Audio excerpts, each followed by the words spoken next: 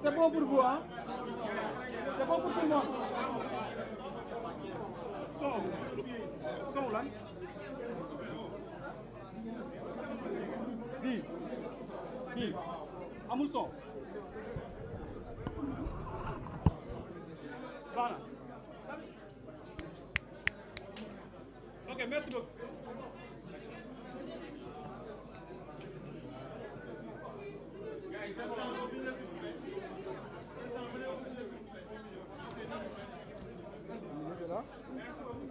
C'est là.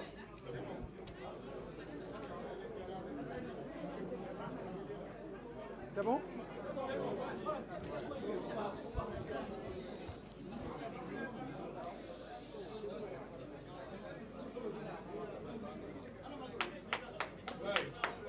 S'il vous plaît.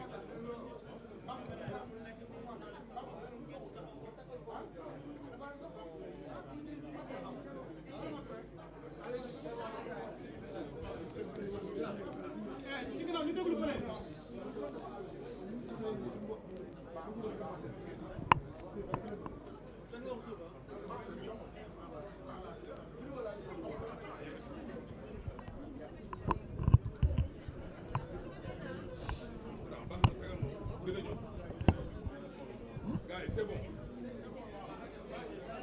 5, 4, 3, 2, 1, c'est parti. Je voudrais vous remercier, mesdames et messieurs, les journalistes, mesdames et messieurs, les membres de la coalition GACU 2024, chers militants et sympathisants. Je voudrais, après avoir bien voulu répondre, je vous remercie de bien vouloir répondre à notre invitation pour cette conférence de presse qui, comme vous le savez certainement, a été convoquée dans le but de nous adresser au peuple sénégalais et de nous prononcer sur l'élection présidentielle qui, compte tenu des enjeux du moment,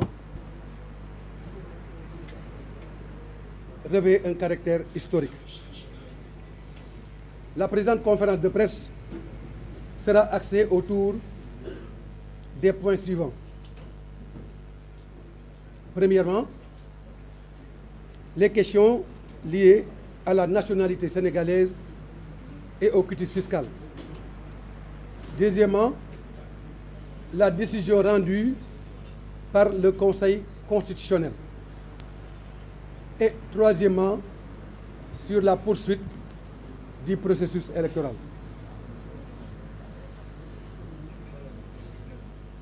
Les questions liées à la nationalité et au quitus fiscal. La question de la nationalité sénégalaise des candidats continue de faire l'objet de controverses. C'est la raison pour laquelle j'invite le Conseil constitutionnel, dans le souci d'un traitement équitable de tous les candidats, à veiller au respect strict de l'article 28 de la Constitution, qui a été le motif invoqué pour l'invalidation de la candidature du président Karim Meïssa Wade, et l'article L120 du Code électoral, notamment dans ses aspects de conformité des différents candidats à la fiscalité de notre pays. Après avoir soutenu et répété que je suis parfaitement en règle avec les dispositions prévues par la Constitution, je réaffirme solennellement, après avoir eu des échos d'enquête sur ma supposée nationalité polonaise, que je suis de nationalité exclusivement sénégalaise. Aussi, je brandis mon quitus fiscal pour prouver urbi et torbi que je suis en règle avec la fiscalité de mon pays.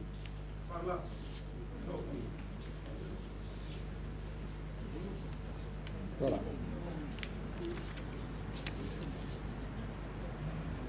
J'exhorte tous les candidats, le Premier ministre Amadou Ba en premier, à procéder de la sorte pour faire la lumière sur leur nationalité et leur rapport avec la fiscalité, qui constituent des éléments sur lesquels le Conseil constitutionnel doit statuer encore une fois pour nous éviter un président illégal, voire illégitime.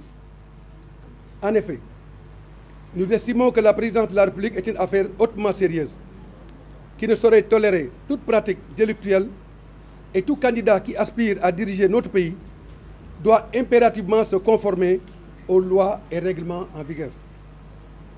Nous ne saurions admettre que des candidats comme le président Karim Meïssa Wade et peut-être même Mme Rose Wardini soient exclus de la course au moment où d'autres candidats sur la liste définitive ne sont peut-être pas exempts de reproches.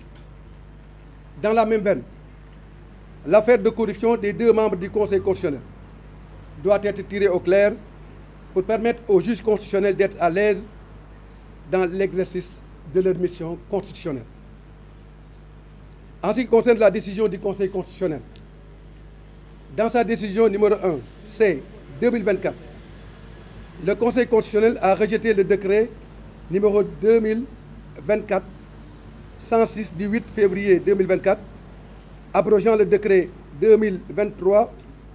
2023-2283 du 29 novembre 2023 portant convocation du corps électoral, et la loi numéro 04-2024 adoptée par l'Assemblée nationale en sa séance du 5 février 2024.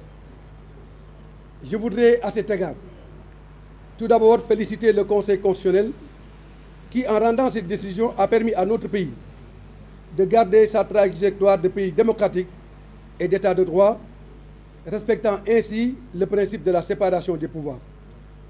Je rappelle que j'ai été le premier candidat à avoir déposé un recours au Conseil constitutionnel pour contester le décret du président de la République abrogeant la convocation du corps électoral. Je prends acte de la volonté exprimée par le président Macky Sall de respecter la décision rendue par le Conseil constitutionnel. Je salue également ce vent de décrispation qui souffle dans le landerneau politique et qui a pour effet la libération des centaines de prisonniers politiques. J'encourage le gouvernement à poursuivre les efforts allant dans ce sens de la libération de tous les détenus politiques, notamment de M. Ousmane Sonko et de M. Bassirou Diomaye Faye. Sur la poursuite du processus électoral, je m'inscris à droite ligne de la perspective indiquée par le Conseil constitutionnel et exhorte le président Macky Sall à prendre toutes les mesures idoines pour la matérialisation de cette décision du Conseil constitutionnel dans les meilleurs délais. Cela devra, in fine, conduire vers l'organisation d'une élection démocratique, transparente et inclusive.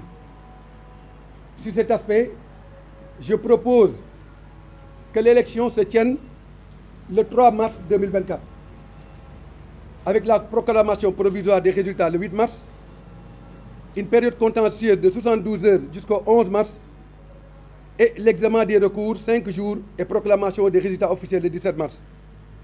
S'il y a un second tour, il intervient le deuxième dimanche suivant le prononcé de la décision du Conseil constitutionnel, ce qui pourrait être le dimanche 31 mars.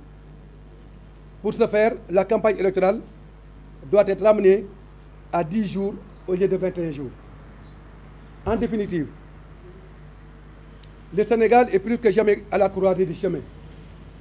Et c'est la raison pour laquelle, ensemble, républicains, démocrates, nous devons nous mobiliser pour ne ménager aucun effort afin que notre pays, le Sénégal, reste une terre de démocratie, une terre d'état de droit, où des élections sont organisées de manière régulière et transparente, avec comme seul dénominateur commun le choix du peuple sénégalais pour désigner son président de la République.